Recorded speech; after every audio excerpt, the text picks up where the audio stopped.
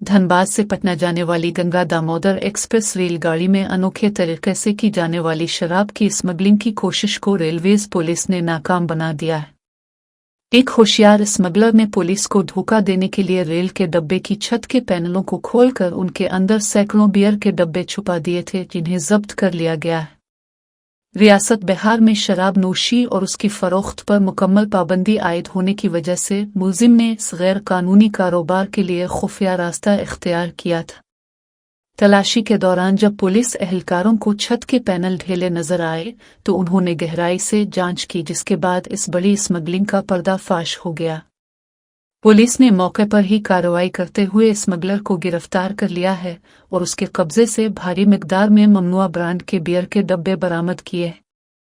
अब मुताल्लिका हुक्काम इस बात की बारीक बीनी से तफ्तीश कर रहे हैं कि इस गैर कानूनी नेटवर्क में रेलगाड़ी का कोई और अमला अब बैरूनी गैंग तो मुलव्वस नहीं।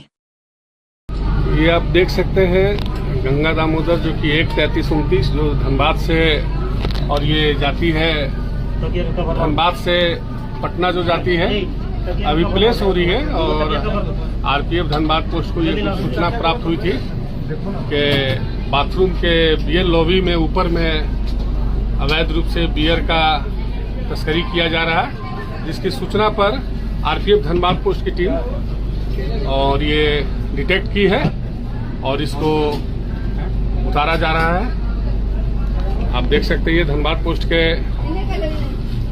आरक्षी हैं संजीव कुमार और ये टास्क टीम की सारी टीम मौजूद है। आप देख सकते हैं ये कितना तादाद में ये बियर का खेप और इस तरह से ये ऊपर में लॉक करके जा रहा है।